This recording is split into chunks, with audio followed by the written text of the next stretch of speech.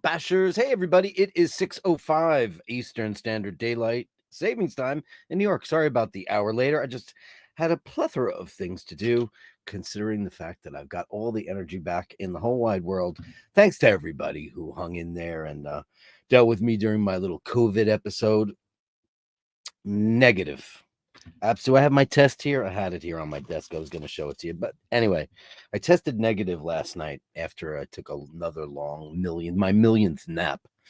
And, there's still some residual things kicking around, and it's not such a big deal. I'll tell you right now that half of the battle is when you know that you're negative, you feel, okay, I'm getting better now. So psychologically, it's played a really great role in making me feel better. I'm still a little bit stuffy. You can hear it a little bit. But the back pain is mostly gone, and the exhaustion has subsided, which is really, really great. So thanks to everybody out there. I love all you guys. Thank you so much for this unexpected little left turn I had to take. 10 days. It was 10 days of being positive. And it's still out there, my friends. And listen, I don't care what side of the aisle you fall on. I will just tell you my experience. My experience was when COVID came along and all of the vaccines became available, I partook in them. I had 5 in total.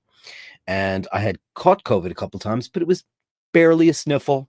I just kind of trudged through it, no problem at all. But considering the fact that, familiarity breeds contempt, I haven't had one in about 2 years. And I really wish that I did, because, as we all know about viruses, they are the undead. They are not living. They are not dead. They are these kind of just entities like the Borg. They take over your cells and they mutate and they do all this stuff. They need a host, which is such a gross thing to say, but my body wasn't prepared for it. And I really felt like, God, I thought I had everything all squared away. I need to trim all this stuff off. And now that the courtesy of COVID, I lost 11 pounds. So, which means I wanted to lose 20, so another 10, hopefully by Italy. My body wasn't prepared for COVID. So listen, I know there's a lot of people out there who are on the fence about vaccines, and we have the super duper quack named Robert F. Kennedy Jr., who's completely unqualified to be in the position he's in. He's not a medical doctor. He's none of these things. There's a lot of misinformation out there. I will just tell you from my perspective, with the vaccine, I fared very, very well under COVID, and without a current vaccination, I did very, very poorly. Take that for what it's worth. I think the proof is in the pudding. I think, think of all the things that vaccines have done throughout these. I know people love to say, oh, but they're taking over your DNA and your RNA and all this stuff. Hey, you know what? Fuck it. I don't really care. As long as that when people get sick, they don't get really sick and die. I don't care. Whatever the technology is, it could be qRNA. I don't give a shit. I'll just tell you from my experience, it's really, really, really, really, really a different story for me without the vaccine. I was really sick, man, really sick. I didn't have the energy. I would go down to Rose's with gloves and a mask, 2 masks sometimes, and tell her to stay away from me. And she's 88.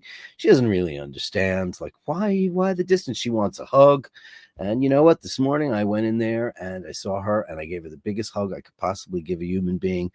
And she was just so happy to feel loved again and be close to somebody. And the social distancing thing is just not fun, because I was really sick, and the last thing I want to do is give an 88-year-old woman COVID. I didn't give a shit about myself. I've been there, I've done it, I'm fine. I'll figure. I'll be sick for a while, but if you're 88, I don't know how many people can handle that. So whatever. Anyway, let's see who's in the room. Sorry about the hour late start, but hey, paddle power coming back for you. Paddle power. I have a little bit of a Melissa Etheridge rasp. Can I do some Melissa? What's a good Melissa song?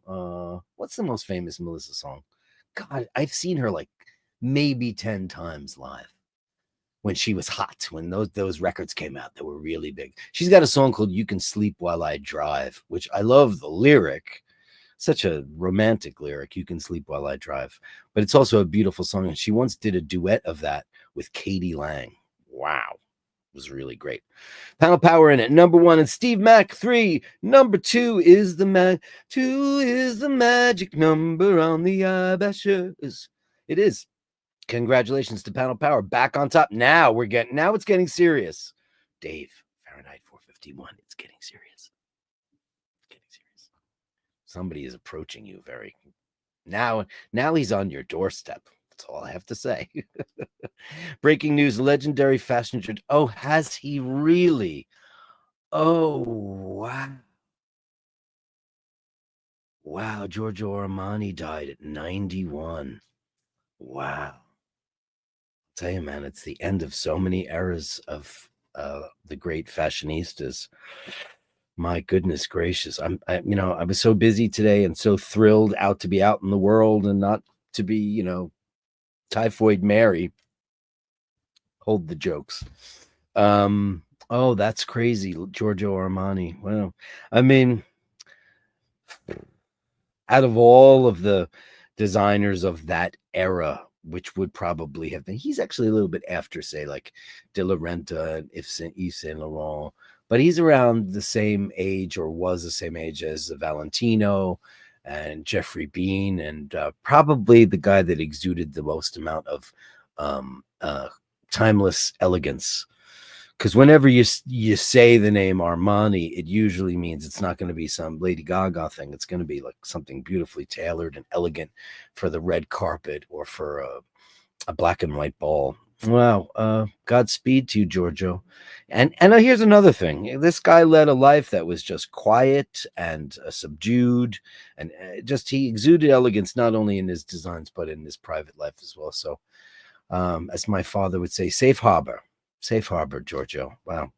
Drooby Doo's number 3. The thumbnail was a live picture taken at my house at 2 a.m. This thumbnail, wait a second. What's going on here? We've seen that thumbnail before. Did you change it already? Tell me exactly what's going on there. Drooby Doo. Ray is here. Bang that drum. Great to have you here. Raphael, number 3. Nice to meet you. Actually, you're number 1, 2, 3. Number 4. Number 4. Scotty H is number 5. See, you confused the whole thing. Lord H. In at the room. It's Hitesh C. Happy Thursday bashing. Who doesn't love a parade except the female trumpeter? She has got another arm. Oh, I didn't notice that. Reminded me of the original Total Recall. But shit, listen, I checked them. Is it really? Is there a can I pull that up really quick? She's got an extra arm. Let me see. Oh, yeah. I should have just said, just checking to see if you guys are noticing these things. That's fantastic. She's got an extra arm. How did I miss that? She's not only a trumpet, because I asked for a trumpeter and a majorette, and she's both. You know what I'll do for the, because I save all these. Obviously, they're in a gallery forever, but I'll fix that. But that's hilarious. Or it could just be part of the fantasy world. Why not? Please upvote number 6. It's Hitesh C. And Kevin Landon's here at number 7. How are you, Kev? Bashing live as I'm off of work today. I'm sorry about the hour late thing, but life gets in the way, and there's not that much I could do about it. I hope Dirk, Julian, and all the Bashers are doing well. Much. I'm not wearing a watch. What should I put? You guys know what I have. What should I put on? I'm not wearing a watch. I don't know. I am not. I don't have anything on. I don't know. I'm just gonna put my Speedy on because it's right here. Because it's right here. Because I didn't put it away. I usually put them away, but I didn't put this one away.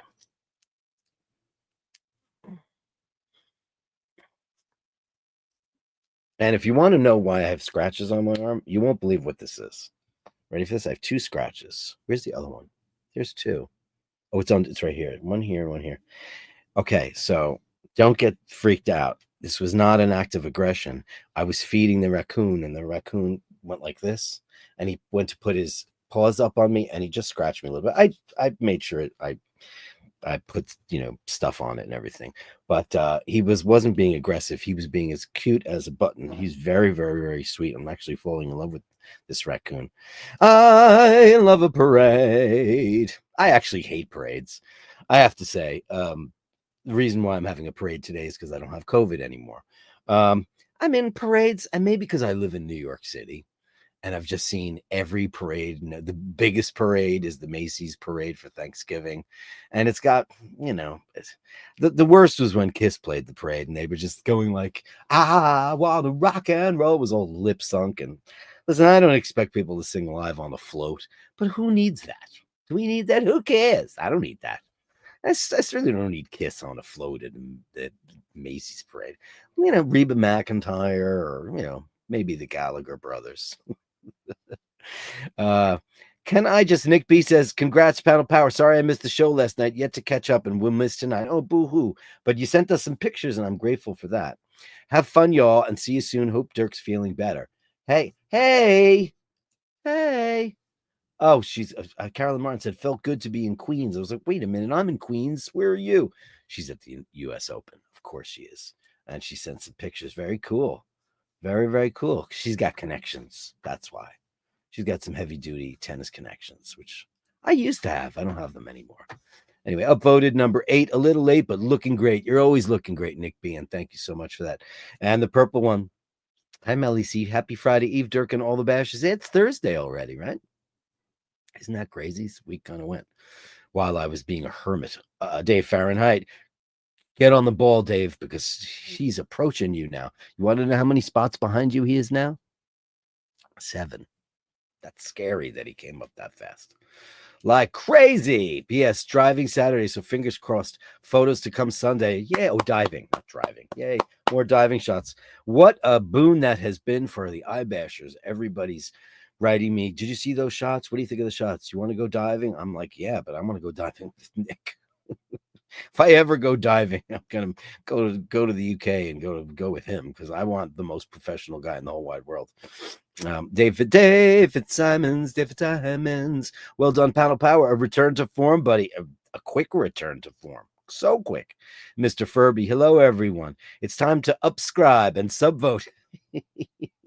Don't worry, I've got my finger on the pulse. Congratulations to Panel Power, of course. Please subscribe and upvote if you can. You could do it on the left. You could do it on the right. You could do it on a Thursday. You could do it any night. You ever do the Sam I Am thing? And just, you can do it in a train. You can do it in a plane. Can I tell you about these commercials that I'm getting on YouTube?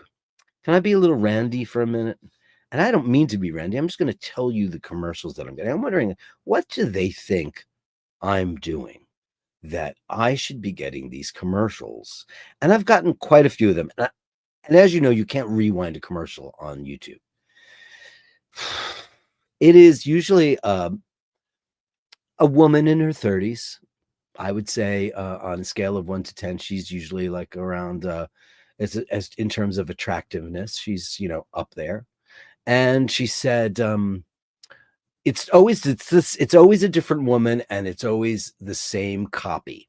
And it's like, I caught my stepson spying on me in the shower. And then she starts talking about how her husband has a problem with ED and how she knows this secret that she decided to try out with her stepson. What? That's on YouTube. Now, what am I doing on YouTube that would allow me to get an algorithm that would have something so scandalous that this stepmom is seducing her stepson? This is not OnlyFans, it's YouTube. And I've seen it like 10 times. I'm just dying to get a copy of it so I can send it to Dana so we can have a great laugh. What, has anybody else seen that commercial? Are they insane?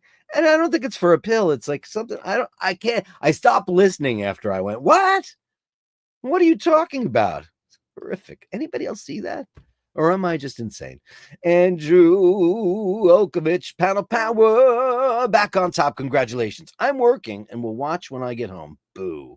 Be sure to check that you have upvoted and subscribed. Listen, upvoting, subscribing, like, thumbs up, whatever territory, whatever you call that thing down there. I mean, it's basically just saying that you're part of the Bashers, and we want you here and we really like you. Stick around. We have lots of things to show, lots of things to say. Some of you might find it serious, some of you might find it funny, but we always start with the Andrew Wolkowitz gong.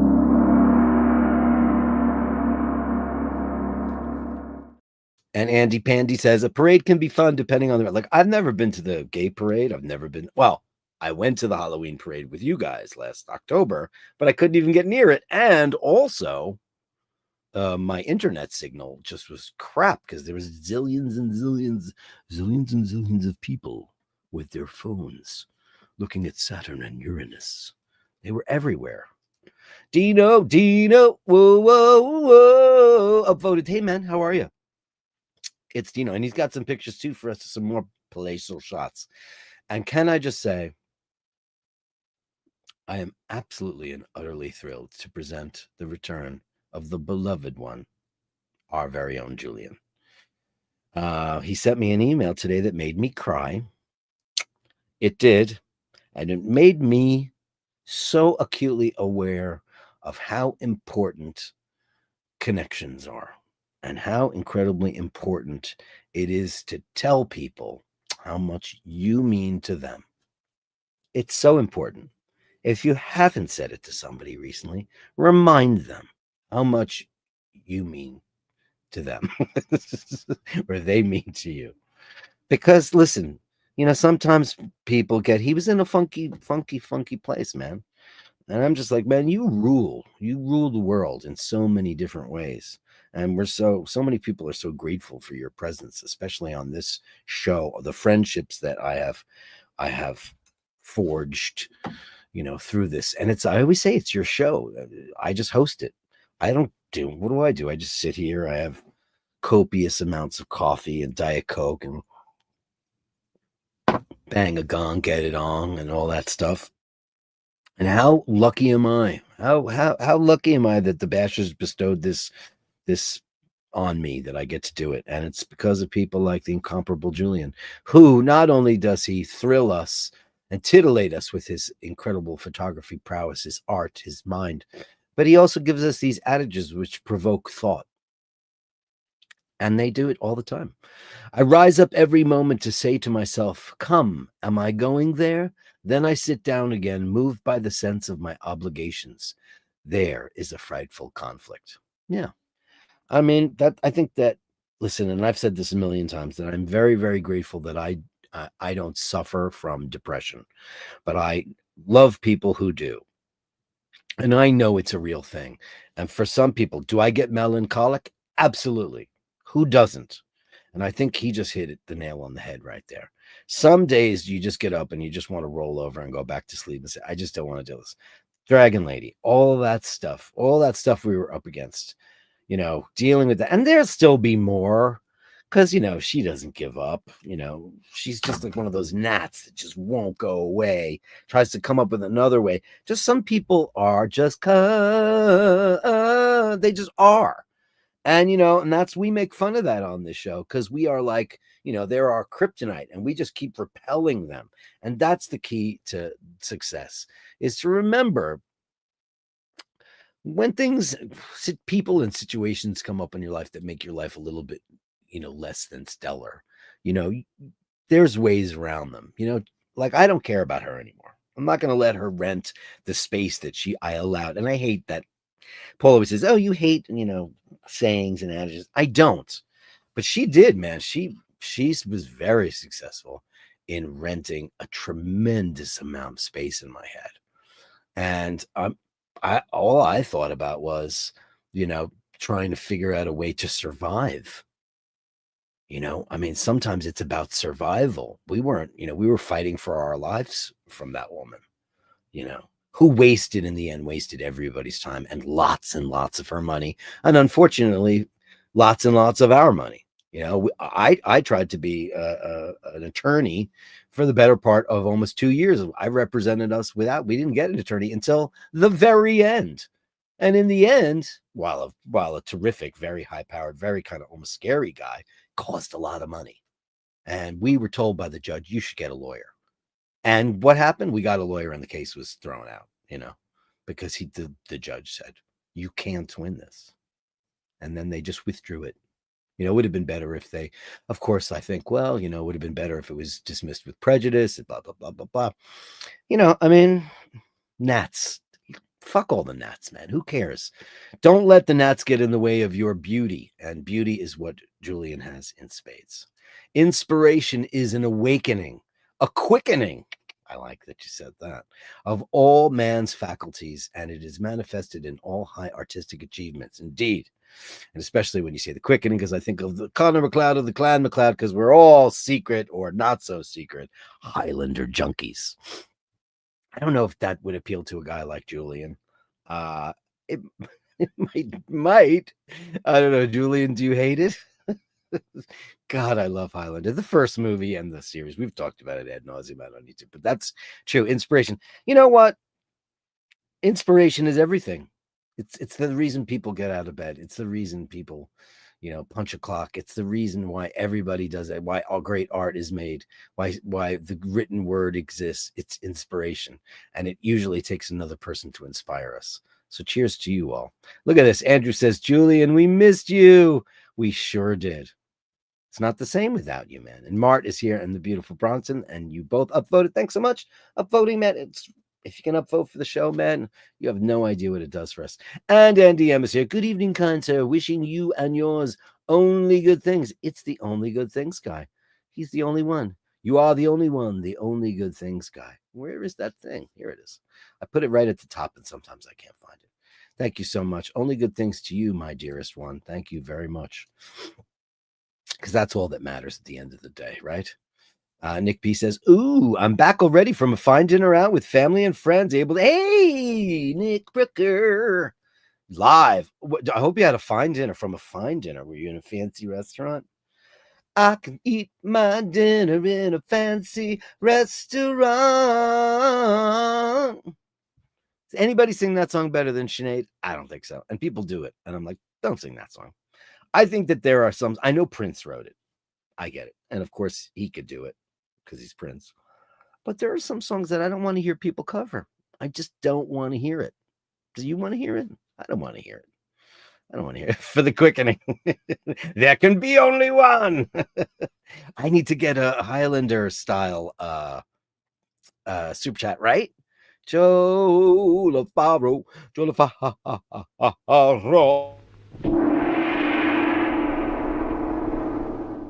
I totally need to do that, right? I need to fashion one. That would be a great idea. Tell us all about your dinner, Nick B. And Mr. B is here. Eric B. Evening all.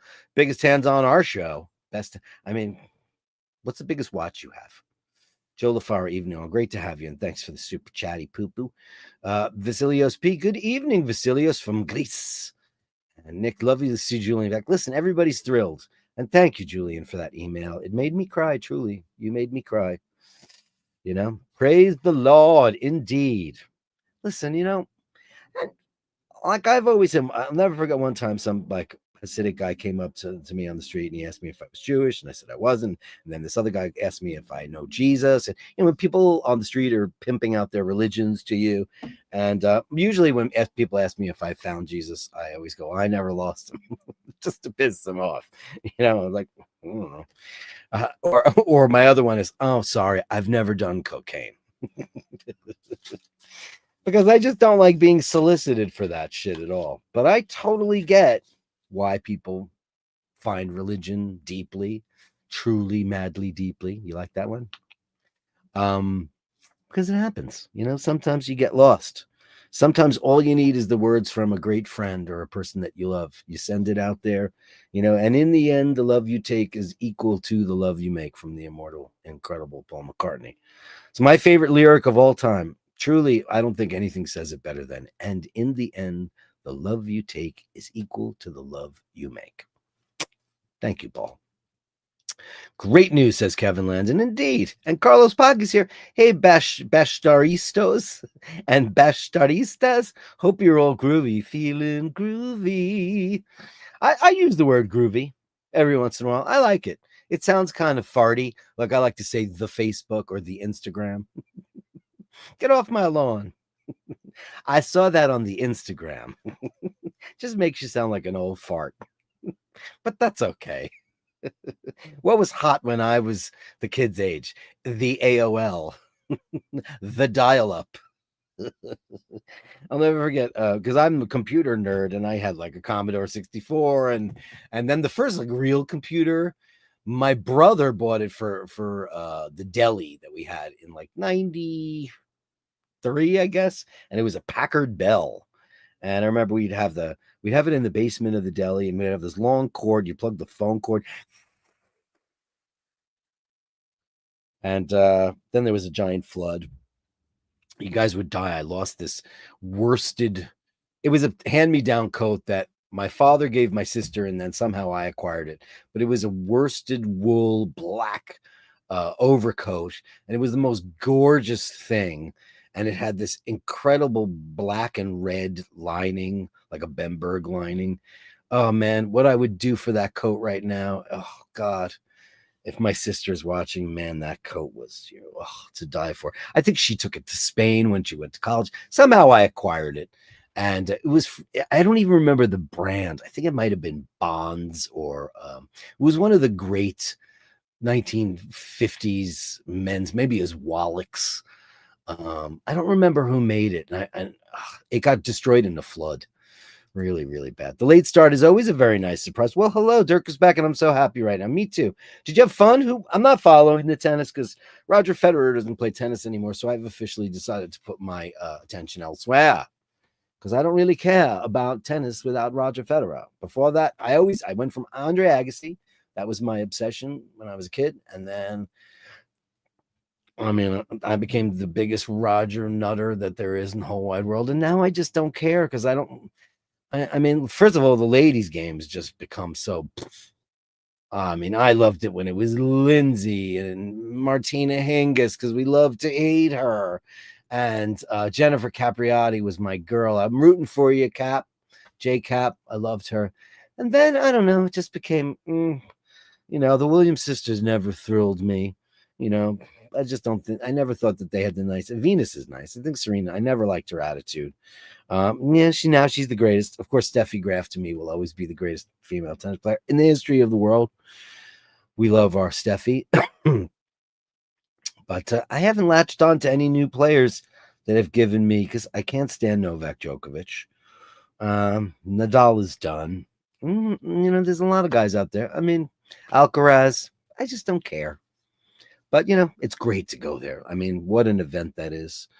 To go to Flushing Meadow, Corona Park, and go to the Arthur Ashe Stadium at the Billie Jean King Tennis Center. It's pretty beautiful. It's a great day out. It's expensive. It's really expensive. And I saw a really cool thing. Shout out to my friend Woody Schneider. I was watching the news, and they were talking about the guy that strings the rackets at the U.S. Open. I was like, oh, God, I bet you it's my friend Woody. And it was. He was a customer of mine when I bartended at Rio Grande. We became friends. I texted him right away. I was like, yo, man, I just saw you on there. He does everybody's rackets, like for the matches. He's got a booth there. So, like, he does everybody. I mean, not everybody, but everybody. And he's got a shop in Grand Central Station, a little tiny kiosk. And it's been there forever and ever and ever. And if you're a tennis player in New York, you go to Woody Schneider. It's an incredible guy. And I was very happy to see him there. And whenever I went to the U.S. Open, I always popped by to say hello to him. Hello, Carolyn, says Melly. See, the ladies of the bash. Ladies of the bash. Welcome, ladies of the bash. Come on, let's give it a... I can blow kisses again because I'm not blowing COVID all over the world. Same here, Carolyn. I thought I would miss it when the show was due to be an hour earlier. Maybe 6:05 is better. I don't know. Maybe it is. Don't know. You let me know what you think about that. It's good at the COVID diet. Yeah, that's what I was on, the COVID diet. I mean, it's not exactly where I wanted to go, but you know what I ate? I had not eaten carbs for I was off carbs run. Nothing was really happening. Because I'm an old man now, so weight is just like, we're sticking on you until you're dead. And then with the COVID, I was just making broth or buying broth and not chicken broth. Carolyn Martin made a point. It was really, really funny. I said, I'm just sitting here eating chicken broth. I'm certainly not eating chicken broth. I was making vegetable broth, or I was buying it in the cartons. And man, it got really expensive. It's like $8.99, $9.99 for like a quart of vegetable broth. But it's so easy to make vegetable broth on your own. You put a big pot on the stove, you put onions, garlic, carrots, celery, and you just, whatever you want. And it's pretty easy to do. And that's what I was living on because I had no appetite. Nothing really tasted good. I did not lose my sense of taste or smell because I was walking around going, Habit Rouge, M7, Quercus. Here's some Quercus. Oh, wait a second. Don't you fall over. Quercus. Why don't I put some Quercus on? I'm not wearing a fragrance right now. Oh, I can smell it, man. For those of you, I think a lot of people went out and bought this stuff. Penhaligon's Quercus. Let me get my stupid face out of there. It's one of the most delightful things. And you know what's amazing is that, summer's over. So it's going to be the end of Quercus for the season. Come springtime, Quercus is the... I'm still a little sneezy and or a little... coffee, but that's the residual things, and it's not such a big deal. But yeah, the COVID diet. So let's just I'm just gonna not eat broth. But I made a really great broth the other day, and it was a tomato broth. It was tomatoes, onions, garlic, celery, carrots, and I finished off all the tomatoes. I think there's maybe one tomato left out on the deck, but I had some great tomatoes that got grown this year. It was pretty great stuff. So yeah, Tracy Ferris will never take another COVID shot ever. I've had 2 horrendous bouts with COVID, even with the Moderna shots 1 and 2. I believe in vaccinations, but not for COVID. Too political. I mean, see, I know that information's out there. I would just say for me, it worked. Carolyn Martin says, Melly C. Evening, looking forward to Eminem time. Eminem madness, smoking into madness. Oh, I feel for Rose. So glad you could hug her again. It was the greatest feeling ever to be able to do it, Alpine Ibex says, are you flying straight to I am not going to Venice, man. Venice is not, he's going to have to come to me. We're not going to Venice. We are flying into Roma. We're flying into Rome. Not going. I mean, I go to Venice every time I go to Italy. We're not going this time, unless something changes. We're flying Rome and then straight to La Marche, and we're gonna. This is not. Yes, there will be pleasure involved. Yes, but this is the great reconnaissance, man. This is us figuring out how we're gonna live there, how we're gonna pull that all off. Look at all the different things, keeping an open mind about. A house outside of the centro storico, or an apartment within, rent versus buy, etc., etc., etc. These are things that we think we know, but we don't know. But I don't know. You don't know. We don't know. I don't know. Who knows? So we're gonna live there as people. We're not gonna go hit restaurants every night. We got an apartment that's smoking. I have to say, it is beautiful. It's got a big, giant balcony overlooking the best part of town. So, and that's just going to be great. We're going to make dinners. We're going to cook and get go to the wine shops and buy some wine. Yeah, we'll go out to dinner and stuff. But, like there's a coffee machine in the, what the most ridiculous thing to have in the house in Italy is? A coffee machine. Because you don't need one unless you live in the boonies. Because everybody goes out in the morning and has their morning coffee. And a brioche or whatever they have, a cornetto, whatever they're going to have. So we're not going anywhere near it, not this time. And Venice is about 2.5 hours north by train. 2 hours, depending on if you go you have to go through Bologna in order. I don't know why you can't go straight up. It just the train lines stop. You think you'd be able to go all the way up the coast, but you can't.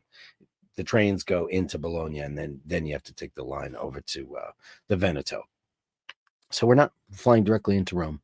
In and out of Rome. In and out of Rome. In and out of Rome. That was the Bon Jovi album that they almost got dropped. Bon Jovi, when they got together, there was no band. It was John Bon Jovi. And he had a bunch of studio players for that. She's a little runaway. And he got some local. I remember when it happened. I remember because we had the station was right by my house called WAPP. And they were like, this is a local guy. And he won like a song contest, Runaway. She's a little runaway. And everybody kind of liked it. And then he got his big record deal and nothing really happened. And then he put out this album called, I think it was called 7800 Degrees Fahrenheit. In a Night of Love. And it was bad. It was just not good. And Columbia, the Mercury was going to drop them. And then I think it was Paul Stanley from Kiss. It's like, you know who you have to work with? Because Bon Jovi opened up for Kiss. So you need to work with my friend Desmond Child. Because Desmond Child can write some hits. He wrote I Was Made for Loving You. Great. So he introduced them. And the rest is history, you know. Because then they had You Give Love a Bad Name and Living on a Prayer and, you know, Bad Medicine and Born to Be My Baby and God knows all the other tunes that he co-wrote with them. But it's amazing stuff. Julian is also back. The best news of the world. Come to my window. Come inside, way by the light of the moon. She's great. Come to my window. That was her big song.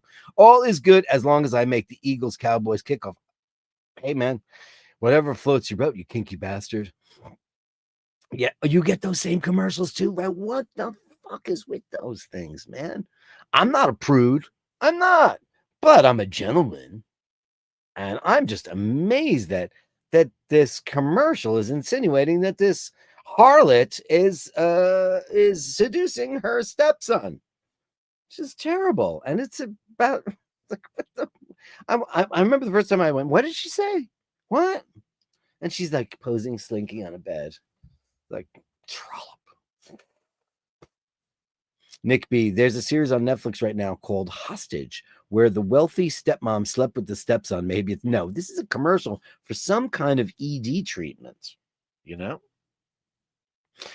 And I have to say the following. And I said this, I was talking to my father-in-law earlier. We were joking about what was the impetus of the reason we were joking?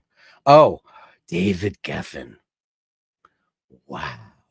David Geffen, one of the smartest guys in the room, billionaire many times over, is getting divorced. Now, David Geffen is, everybody knows who he is. He's mostly a philanthropist now. I mean, he gives most of his money away. He's got his name on David Geffen Hall, which used to be Avery Fisher Hall, but he invented Asylum Records, Geffen, you know, Joni Mitchell and Jackson Brown and the Eagles. Oh, it's all him. All of it. And so many more. And then, you know, he dated Cher, but he's gay. And like, which is fine because you're dating Cher and she probably is cool with that.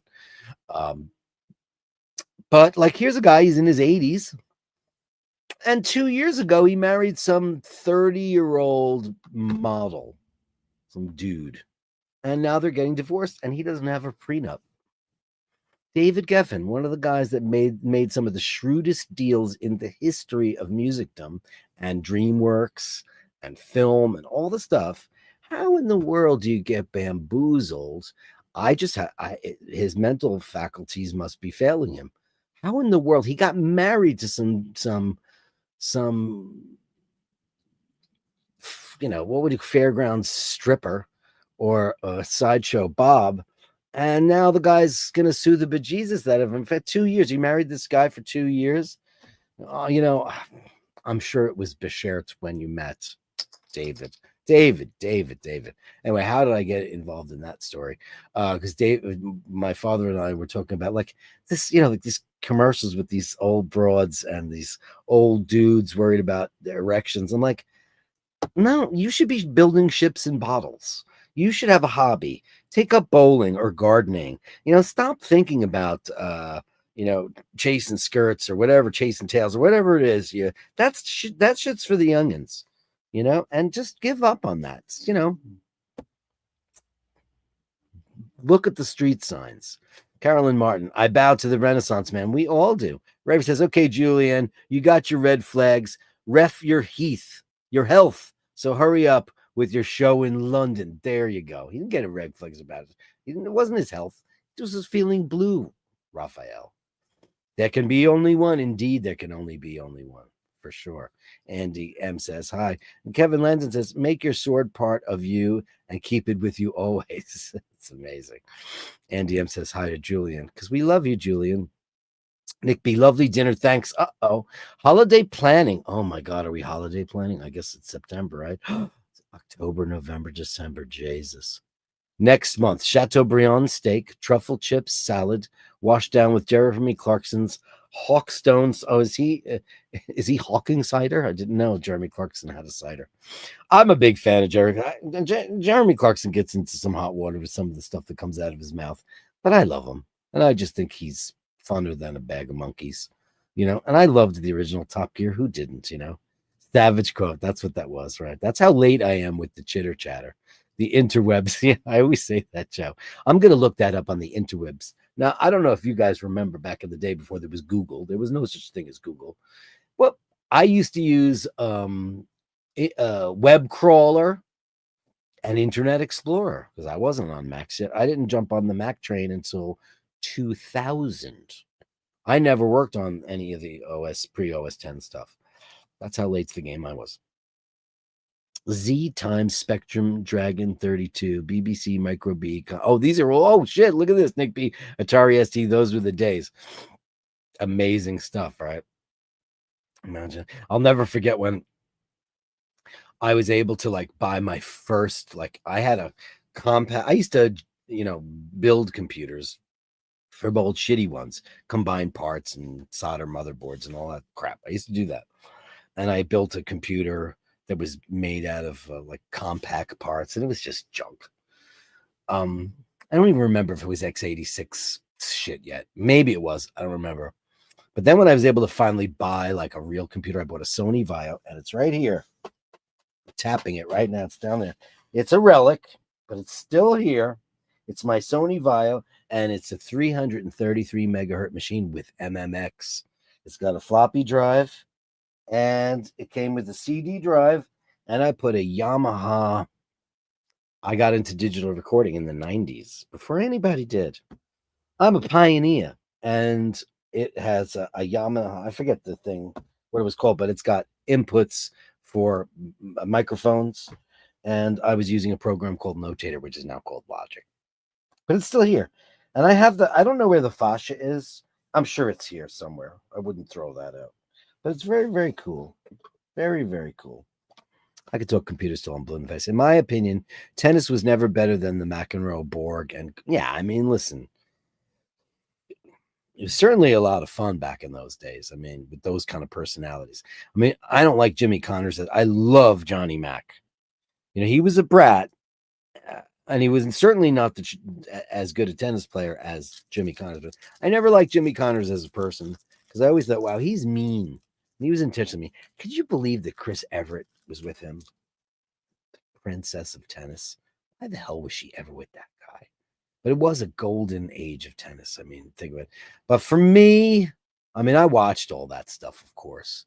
And I lived, I wasn't there when the U.S. Open was there, but one of our first apartments was on Burn Street in Forest Hills Gardens. So we lived about a block and a half away from the Forest Hills Tennis Center, where the original U.S. Open used to be when they played it on clay.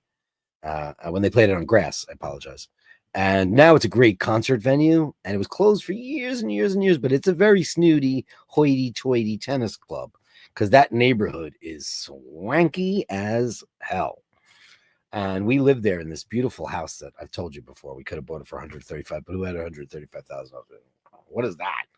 Now that house sold for $5 million. But this was in the early 90s, like 91, 91, 92.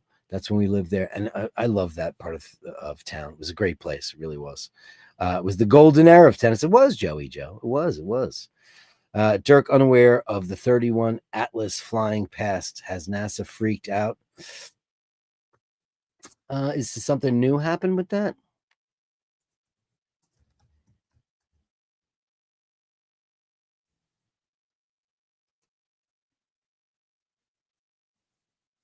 I mean, does something happen with it? I'm aware of it, of course. It's that comet. Is there something happening? Let me see, Ray. before I get everybody all scared. Listen, humanity might need something like that right now. We might need a good. I always said the best thing that could happen right now would be the aliens come down. Ooh, look! I just got an ad for Flores. Ooh, interstellar. Interstellar invader comet 31 Atlas could be investigated by the spacecraft as it races past the sun. This could literally be a once in a lifetime. Oh, I thought maybe you thought it went off course, it was going to hit us or something like that. Yeah. Okay. Cool. Yeah, I mean, listen, there's a lot of weird stuff happening with the cosmos at the moment. I mean, Oumuamua was the first, intergalactic interstellar object that we ever saw before. And now that they seem to be aplenty, I think that James Webb has a lot to do with that. We're able to see and catalog stuff a lot easier now than we ever could before. But does it have NASA freaked out? I'm gonna read all about that later if there's something new. Joe the Far with the 4.99 for Roger. Roger, man, just I mean, for the watches alone. I mean, could you ask for a better brand ambassador than Roger Federer for Rolex? I mean, look at all the other people that they've had. Nobody's Roger.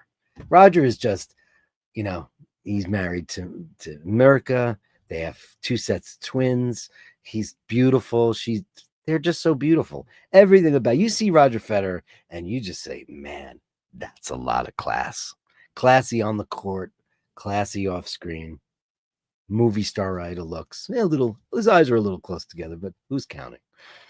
James McCrory. Hey, a Falls Road man. Private John McCrory was recorded by a German linguist singing The Pride of Liscarol in a German prisoner of war camp in 1947. McCrory. Nice. Falls Road man. Thanks for that. I dated Richie Sambora's ex-girlfriend for a while. Oh, Joe. What? I want to know all about this. Was she a Jersey girl? This is when he was still. This is pre-Heather, because Heather Locklear was a hand-me-down from Tommy Lee from Motley Crue, which should have told you to not go near her because she was with Tommy Lee, and that's gross. And I love Richie Sambora. I always feel bad for him. I know he's got a big problem with the bottle, and I've seen he says, "Oh, I haven't drank in years," and you see him, and you could just tell he's. Listen, I'm an alcohol professional. I've cut off 1 million people. One of my favorite sports in the world was cutting people off at the bar. You've had enough.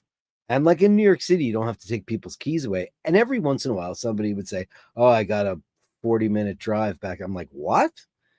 What? Let me see your keys." And then I took them. I mean, if I had the opportunity, people like, you drove to New York City. People don't really do that. But if they do, you have to go through the tunnel or over the bridge. You're going to murder people on the way. Horrible, horrible, horrible. For Roger. Thank you, buddy. Of course, for Roger. I haven't done Gong Woman 3 in a while, right? Let's do Gong Woman 3. I love this one.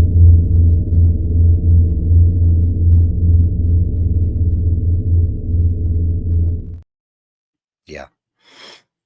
Melly C, take up stamp collecting. Exactly. We were talking about, like, when you get to a certain age, man, the days of chasing skirt and tail, it's just, I mean, you should hang it up. Because also think about like your self-esteem too. It's just like, oh, it's terrible. Listen, I've told you the story, or I think I did, before there was Viagra and Cialis and all those things. There was an injectable, and I used to work for an old queen that was a rich guy, and I'll never forget.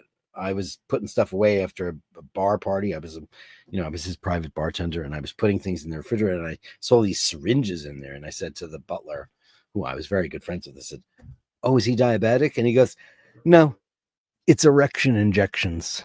And I went, "Oh," and he was like 90. I was like, you got to come up with something better to do than that, man. With all the money that he had, get a boat, go buy a yacht, champagne. That's one way. Go collect watches when you have that kind of crazy money. You got crazy Patek Vacheron AP money or Lange Zona. Get one of those for ships and bottles, right? I mean, listen, stop looking, start dying. You could always appreciate the sex of your choice, and you always should. But like when people look actively like commercials for, no, I don't want to see that. I don't want to see it. I also don't want to see old people making it in films anymore. because they're getting too gross with the gratuitous sex in cinema now. And it's like, I don't want to see Helen Mirren naked. Yeah, she looks good for her age, but you know what? Not that good. You know what? She's beautiful. Yeah, all that stuff. You know, better with a dress on. Also, Phil Collins from Def Leppard. It's time to put the shirt back on, man. Gravity is having its way with him. And he's like, he oils himself up, you know, pour some sugar on me. And I met that guy years and years and years ago when he had hair. And he's a little guy. He was super duper skinny. And I met him inside like some place like down on Prince Street. It was like a vegan store, or it was some kind of health food place. And he was buying tea, and he was very, very nice guy. But I noticed that he had earrings. They were pulling his lobes down, that they were like putting a big hole in there. But you know, there comes a time, man. Let's leave that stuff for the kids. They deserve it. We've had our moment. Not all of us. Some of you are still young and beautiful. Franco Fiore, please upvote. Please, grazie mille, signore.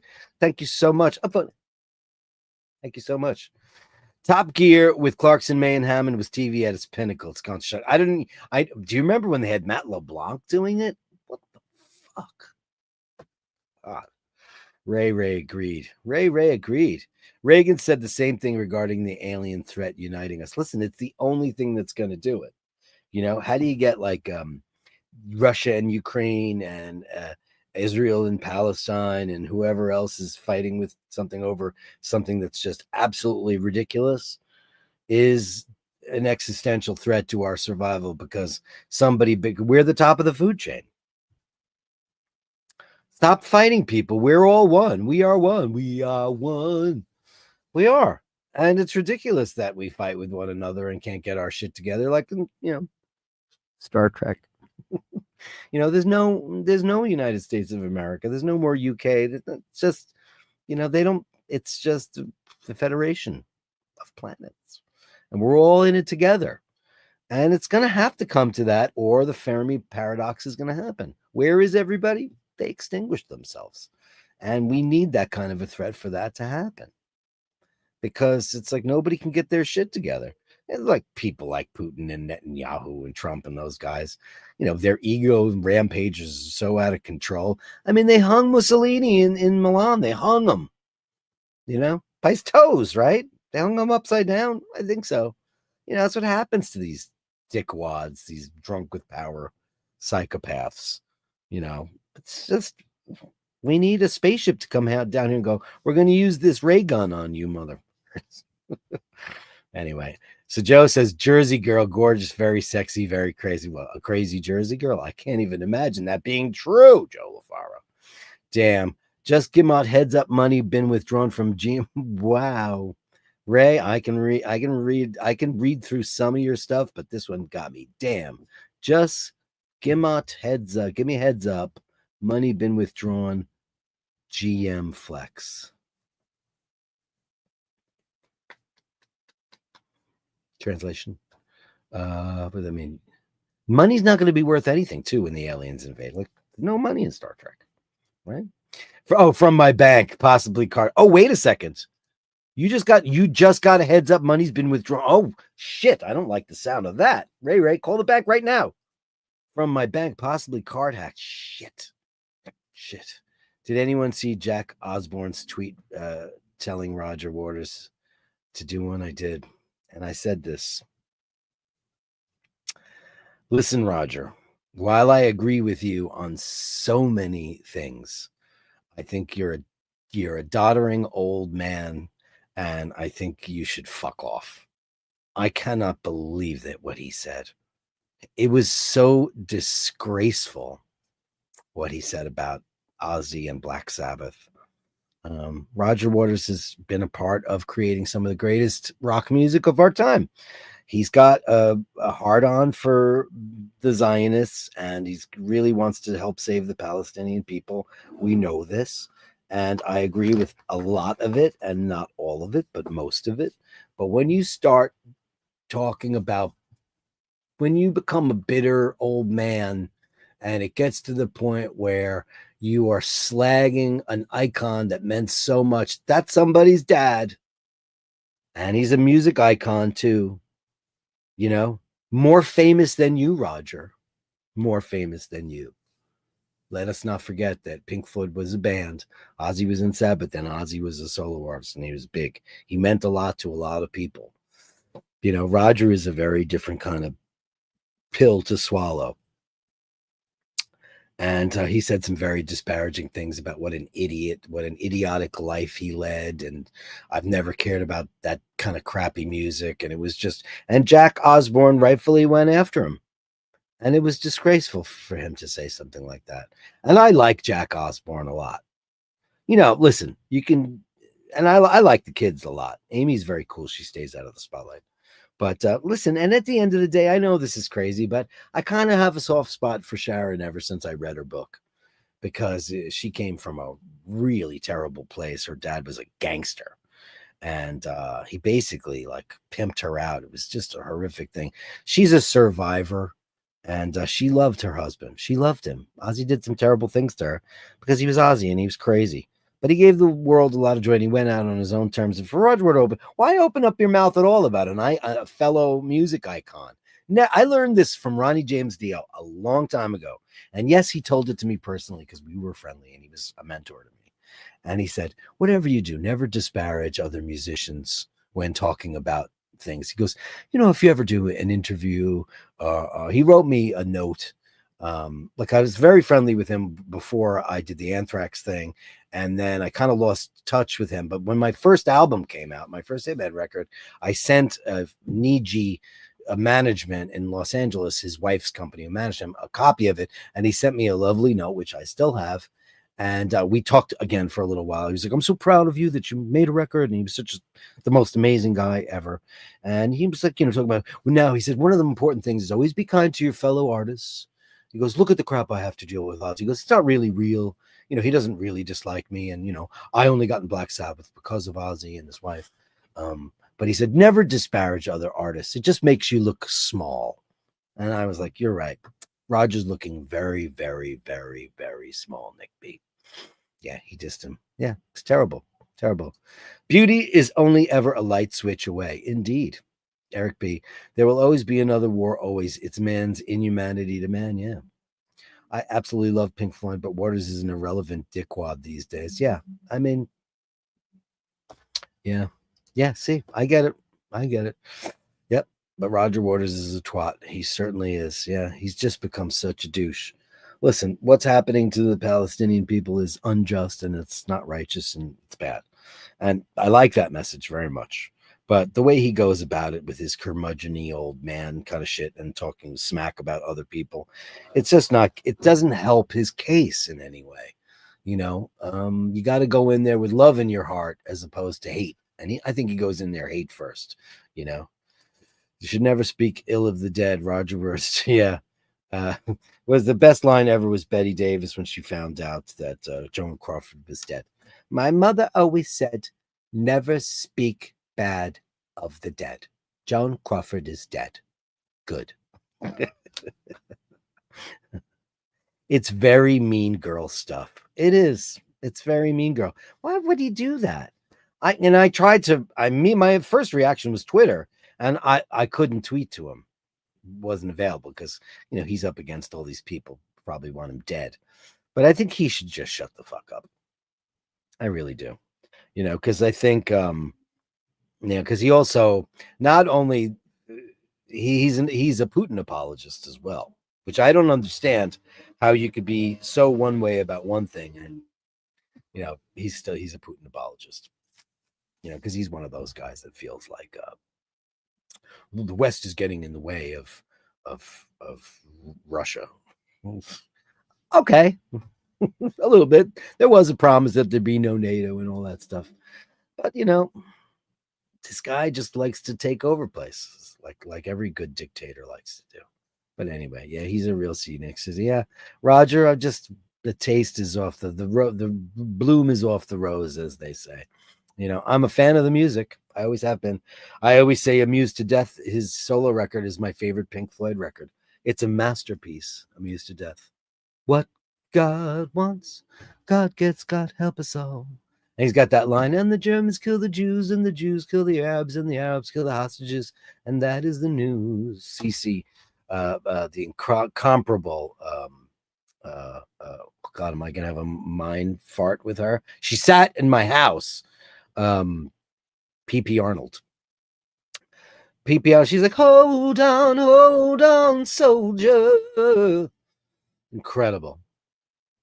She sings in the song "Perfect Sense" Part 2.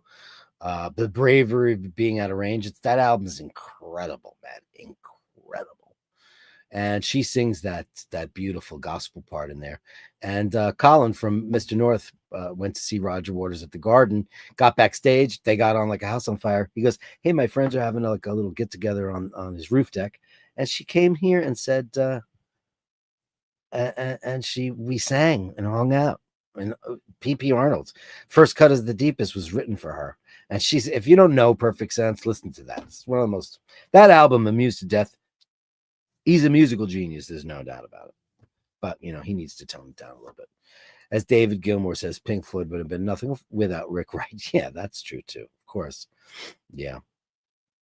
Music from the Body isn't too clever. First solo album. I don't know that. I just, Pros and Cons of Hitchhiking is the first, right? And My Neighbor worked on that. Michael Kamen. I've mentioned this on the show that I grew up across the street from Dr. and Mrs. Kamen. And so I knew Michael Kamen pretty well.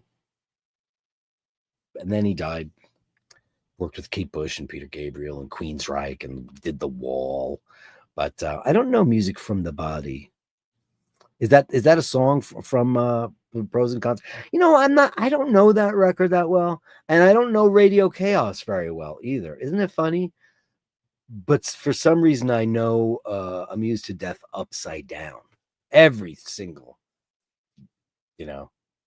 every single song on that record is amazing to me. And I always loved Jeff Beck on guitar. Great band. Yeah. Music from the Body. I keep meaning to do that. But yeah, I just haven't done it. The Pink Floyd records without Roger are abysmal. Listen, I love David Gilmour.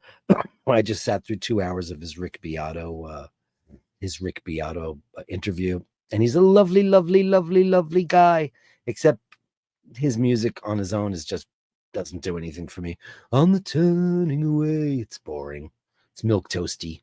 Don't really like it. It's not, it's not what I want. Waters warned Gilmour Floyd would never make it without him. How wrong he was. I was at Live Aid at Hyde Park to see them reunited. Yeah, I just think that without him, their music was garbage. I just, I don't like any of that momentary lapse of reason or the division bell. I don't like any of that music. It's milquetoast. It's, it just became generic.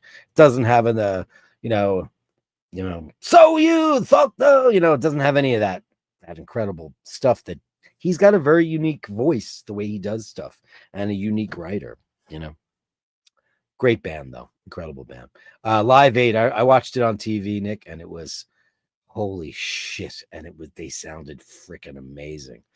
Yeah, they were just, and I like John Caron, a bunch of guys that played in Pink Floyd after Roger was gone. But, listen, rock and roll wasn't meant, these bands were not built to be around for like the Rolling Stones, Kiss putting out records when you're in your 50th year of your career.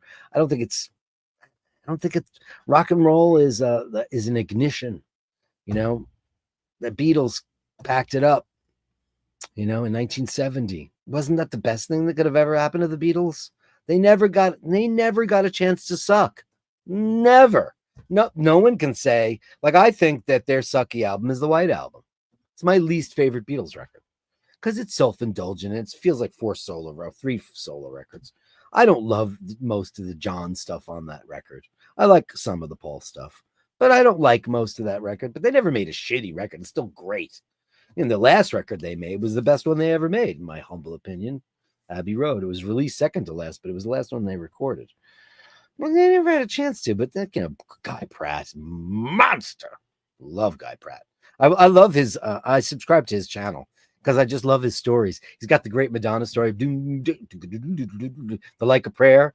He was just, like, oh, it's like a prayer, your voice can take me there, just like you used to be, you are a mystery. And the end, the outro goes, and when he heard the final mix, he goes, oh wow, that's really great. To her, he goes, who did you get to play that? She goes, you stupid. He didn't realize that he was just, ad-libbing at the end of the while the track was going on. They liked it so much. Patrick Leonard, the producer, put it on it. And I could go on about Guy Pratt forever and ever and ever. Yeah. 3 solos. So yeah, I know, but God bless Ringo, though. God bless Ringo. Listen, first number one out of the gate, Photograph. He's got some great, all I want is a photograph. Ringo's got some great tunes, man. Great tunes. Yeah. Oh, is that right? Andy M's face just dropped when he said the White Album is your least favorite album. Listen, it's not a bad album. It's just definitely, I never play that record. I never play it. There's nothing on it I really want. I'm trying to, like, what's even on there? What's on? Let's see, the White Album. The White. I'm not saying it's a bad album. It's my least favorite Beatles record. All I've got is a photo. I mean, Ringo. Without Ringo, there'd be no Beatles. They wouldn't have been the same band. No way, Jose. Okay, let's look at the track list on this. Oh my God. Back in the USSR? Okay, that's fine. Dear Prudence, I hate that song. Glass Onion, I hate. Obla Di Obla Da's a stupid song. Wild Honey Pies, okay. The continuing story of Bungalow Bill, I hate it. While My Guitar Gently Weeps is probably the best song on the album. Happiness is a Warm Gun, okay, I'll give John a great one. Martha, My Dear, okay, I'm good. I'm So Tired, I hate it. Blackbird, great song, okay. Rocky Raccoon, I like that. Why Don't We Do It in the Road? Terrible. Don't Pass Me By. I Will. Julian, yeah, shit. And then Birthday Blues, Mother Nature's Son. I like the Jack White version of that song better. Helter Skelter, they invented metal with that. Revolution 1, Savoy Truffle, Crybaby Revolution #9. Yeah, it's not my Beatles record. Yeah, but it's okay if it's yours. Yeah, yeah. It's funny that you said, I wasn't looking at the things, but it did. Helter Skelter is the invention of heavy metal, isn't it? Rocky Raccoon went into that room, hoping to find Gideon's Bible. Ah. Anyway, I am so late behind the ball. It's time for the Gallery of Bastards, people. The Gallery of Bashtards. Send me the shots, the sublime leaves over. The Gallery of Bashtards. You share them with me, and I share with the world. Not enough with Steve Mac 3 in the attic. Yeah.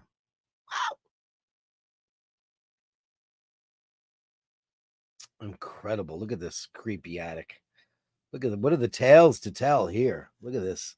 What's going on there? Is that electrical or snakes? Ever since Drew sent those snake pictures, I got the heebie-jeebies from the snakies. Scared the bejesus out of me. Oh, I am a lineman for the county, and I drive the main road, searching in the sun for another overload. Beautiful. That's an album cover. Oh, dude, your Ansel Adams stuff is getting out of control. See? And I was mentioning this, and I hope you didn't mind that I did that. Like, listen, there's no way that Julian's not an inspiration. Like, because look at, like, I remember when you started out, when I became aware of you, stuff was really good, and now it's extraordinary. Now look at that. That is just outrageous. That is outrageous. Incredible work, my friends. Steve Mac 3, everybody. I can't pick a favorite Beatles song. Melly's is Hey Jude. Let It Be, Ray Ray. Let It Be, Ray Ray. Let it be, Ray Ray. Let it be. Listen, I can't pick a favorite Beatles song. I like too many of them. I like most of them. I don't hate the White Album. It's the one I rarely, if ever, play it. When I listen to the Beatles, I'm either in the mood for early Beatles or late Beatles. If I'm in the mood for late Beatles, I usually put on Abbey Road because that record. But then, Magical Mystery Tour and Sgt. Pepper, of course. But Revolve, when I'm really in the mood for early shit, I'll put on Meet the Beatles or when once they started to get their act, their creative chops together with Rubber Soul and Revolver. Sure. I mean, there's the Beatles and then there's everybody else, I mean, that's not an argument. It's not arguable. There's the Beatles and then there's everybody else because they invented so much stuff that everybody still does. Everybody from Garth Brooks to Taylor Swift, I don't care who you are. The blueprint, they created the blueprint for the modern rock ensemble. Incredible stuff. Mr. Bell and Teros, Piccadilly Circus. What's going on in the Piccadilly Circus? Scotty H likes Elvis's version of Hey Jude. Listen, I like anybody's version of that. How did that get around Colonel Parker? That's my question. What happened? My camera crapped out? You can still see that, right? Looks like my camera crapped out. How'd that happen? That's weird. Beautiful shot. I didn't go offline though, right? I love Elvis. It's amazing stuff.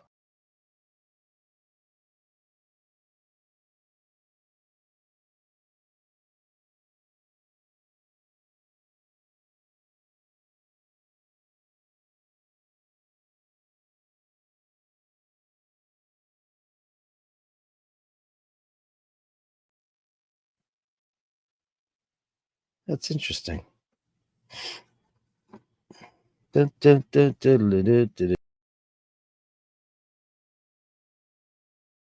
This.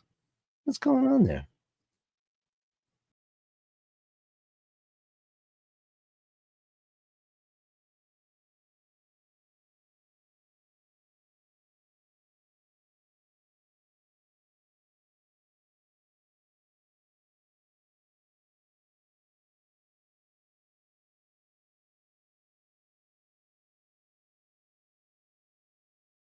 Stage. Huh. How is that a possibility? I've never seen it do that in my life. I got plenty of battery. Okay. I'm plugged in. I don't know. Never seen that happen in the history of this. But we're doing the Gallery of Bastards, so hold on. Hey, no, that's beautiful photography, man. It's very, very weird. Dean McKenzie. I'll work on this while this happens. Some Dean shots, some more. He's been titillating us with some great shots lately. Let's see what's going on with that. Oh, look at that. How apropos. How apropos. You know what I'm going to do? You guys stare at that for a second while I leave the stream, and I'll be right back.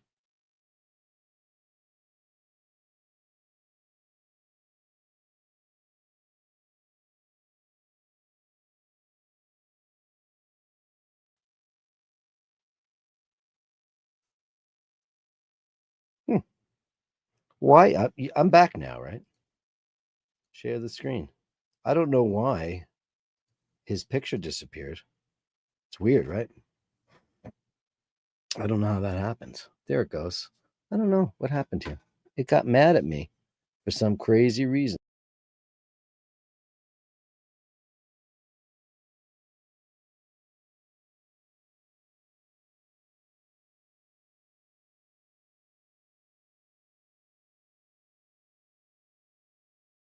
That's good. Let's go back to the beautiful shots of our good friend. The blank screen symbolizes the artist struggles with cheap wine. This is great. Oh, hey, that's cool. That's a chair. It's a chair made out of pence. It all makes perfect sense. Expressed in dollars and cents, pounds, shillings, and pence. Can't you see? It all makes perfect sense. Great song. It's American coins. Look at that. It's John F. Kennedy dollars. Oh my God. John F. Kennedy half dollars. Look at that and more. That's cool. Oh, that is beautiful. Wow. Fantastic, Tino. Wow. Did did the art show? Because I'll tell you what I saw from here. I just saw my camera go out. Did the shots disappear from the screen too? Did it all go black? The blank screen. It's interesting. I don't know. I guess it can happen. I was like, I'd use an iPhone for the show. I don't use an actual camera. I know most people do. I know. Priorities, my friends. I got a commercial today for this new Hasselblad, and I was like, ooh, that looks great. And I was like, I wonder how much that is. It was 10 grand. I was like, oh, yeah, of course, that's the one I'd like. Fuck out of here. Beautiful, Dino. Wow. Gorgeous stuff. Kevin landed this. While Dirk fixes the glitch, I'll test out the new formula on the stepmother. What the hell is that? I was like, I'm no prude. I love hooker and cocaine jokes, and I use them frequently. But my God, I was like, ugh, why are you playing me that? It's so weird. I don't want to know. I don't want to know. Oh, that's cool. So he was telling me yesterday that I'll think twice when I see the landscaping of this place. While the place itself is certainly quite beautiful, but I don't see any landscaping that tops you, Dino. I don't see that. I don't see that at all. I mean, okay, so here we got some Versailles-esque maze-oramas. It's just cool. I've been to the gallery, the Gardens of Versailles, and you know what? Spectacular. It was pretty amazing. I've got a great shot somewhere. Somewhere, somehow, we'll find a new way of gardening. We'll find that there's some English garden somewhere. Beautiful. I love this. There's nothing like an English garden. Yeah, all right. This is nice. I think your stuff is nice or nicer.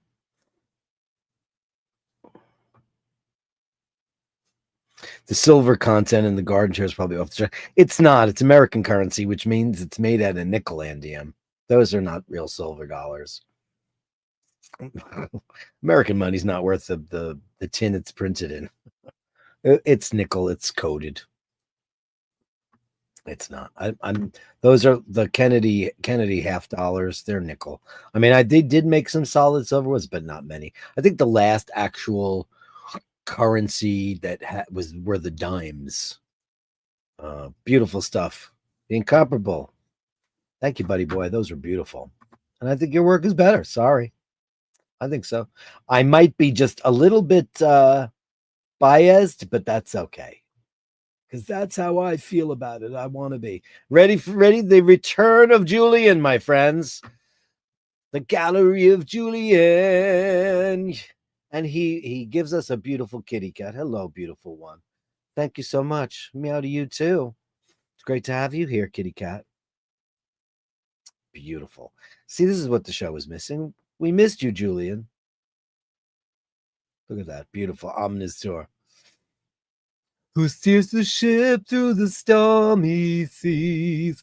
If hope is lost, and so are we. While some are search for one to guide us, some are staring at me. Only a few of you will know what that is. In my absolute greatest COVID vocal. Still stuffy. Beautiful, Julian. This is where we wanted to go. The Julian magic is back. He's back for the attack.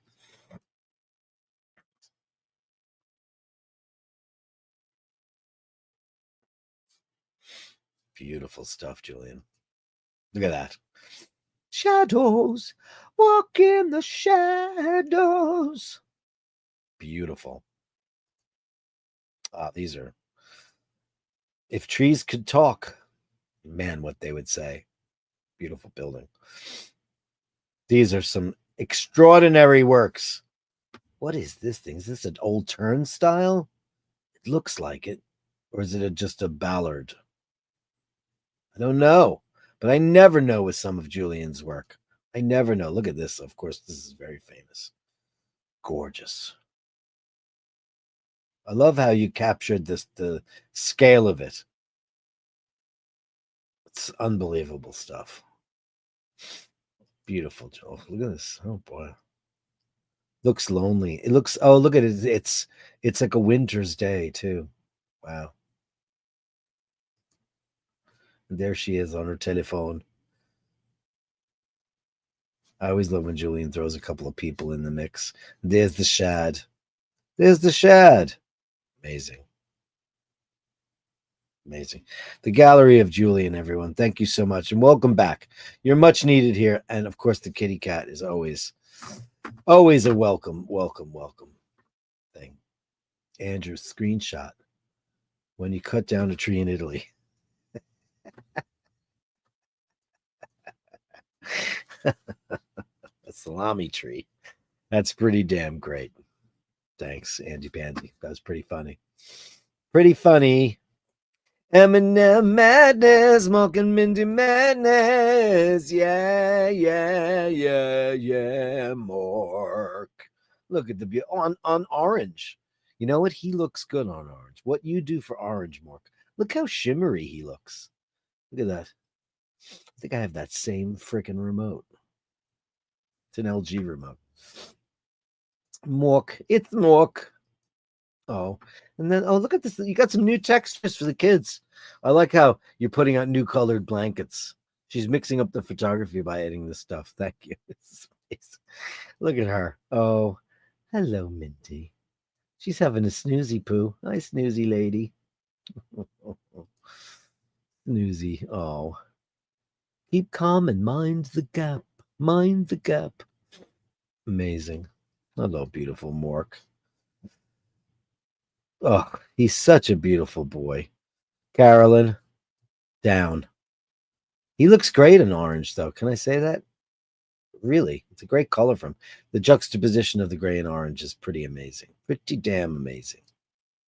Oh, Mork, you beautiful boy. Oh, he's got the eyes though. Saucer eyes. Something's making him mad. Something's making him mad. Smoking Mindy madness. Smoking Mindy madness. Look at how cute he is. Yeah. Thank you, Andy M and Melly C. What would we do without Mork and Mindy? It's like the lifeblood. When we were young, Germany, 88, it's more Nick Brooker. Mork is feeling a little bit under the weather. Oh, no. I don't like the sound of that. What's the matter, you? He's feeling under the weather? Oh, God. I don't like the sound of that. Oh. Like what? In what way? Oh, that's just like, oh, that breaks my heart. Because it's funny. Did you say that? Because he looked a little subdued there. I hope it's absolutely nothing. It's got to be nothing. Maybe just a stomach complaint. Oh, Klingons. Look at you, goofy guys. Look at that tiny little watch. What is that? Uh-oh. The mission. You got some primo booze there, huh? Amazing. Jesus Christ. Look at you. God, you guys are like divils. Oh, great, Nick Brooker. Thank you, buddy. I love that. It's not Wednesday, but hey, every day's Wednesday. Felt good to be in Queens. Carolyn Martin at the U.S. Open. Very nice. People don't realize how big those courts are, man. It takes a lot of strength. What a great play. I haven't been there in years. I used to go every year. I haven't been. There it is. Paul's favorite thing in the whole wide world, the Unisphere from the 64-65 World's Fair, donated to the park and to New York State by U.S. Steel. How about that? Beautiful. Carolyn Martin, thank you very much for that. Fantastico. And next chapter, South Carolina. Oh, hey. Okay. You going down south, going down to Rio? Going down to Rio. Beautiful sunset. Oh, that's beautiful. Can you believe that's the coast of the United States of America? That is incredible. South Carolina. Or is it North Carolina? South Carolina, North Carolina? One of the Carolinas. South Carolina. Big Daddy needs some morphine there. Beautiful. What did you say it is? You said it is South Carolina. Yeah, that's prettier, right? For sure. Amazing. Guys, that is the Gallery of Bashtards. The Gallery of Bashtards. Send me the shots that sublime the absurd. The Gallery of Bashtards. You share them with me, and I share with the world. Raver says, I'm embarrassed to say I don't own any Beatles records. Help me if you can. I'm feeling down. Get a couple. I don't know where to start. I'd say it's hard. You know all the songs. Listen, you know them all. I don't know where you'd start with the Beatles journey. You wouldn't start on the White Album because I think you have to be a Beatles fan because it's a real look into them as individual artists. It truly is. I think that they were very fragmented when they made that record. Anyway, I would say, listen to one of the earlier ones. Top photo, Steve. You like Elvis's Hey Jude?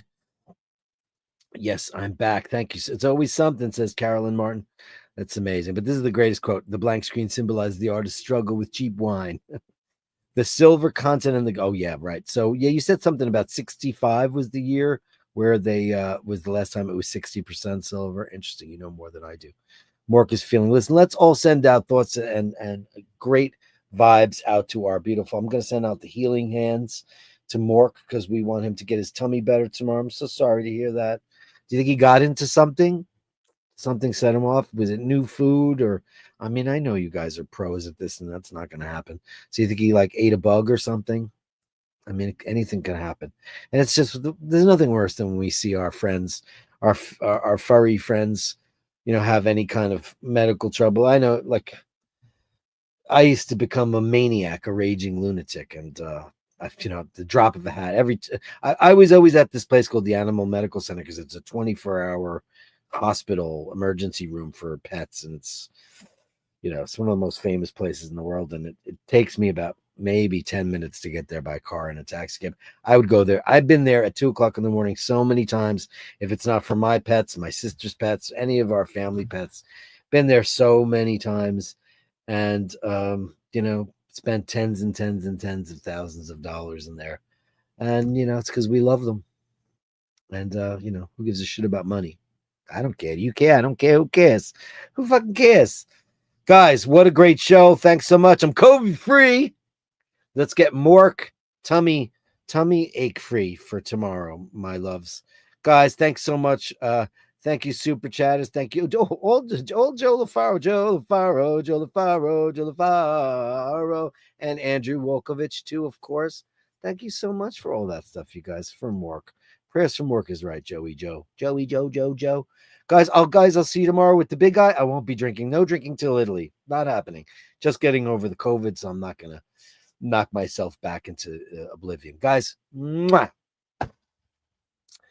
Remember to hold the door open. Remember to say please and thank you. And remember, if you encounter somebody who's mean to kitty cats or mean to dogs or is just a cheapskate, alligator arms, pay the bill. Pick up the tab once in a while. You know what I mean.